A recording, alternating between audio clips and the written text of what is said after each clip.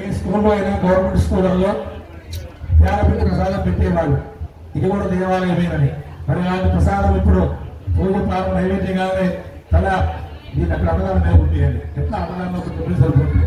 ఎక్కడ నాకు నేనే ఆసారం అంతా అక్కడికైతే లైన్ అవుతుంది మంచిగా ఎవరైతే అక్కడ పెట్టి 7 రోజులు 3 తీసుకుంటాం. అక్కడైతే అందరికీ ప్రసాదం వస్తుంది. అందరూ జ్ఞానపీఠ ప్రసాదం ఉన్నా ఇక్కడ జ్ఞానపీఠ ప్రసాదం తీసుకొని అన్నదానాన్ని ఇవ్వండి. నమస్కారం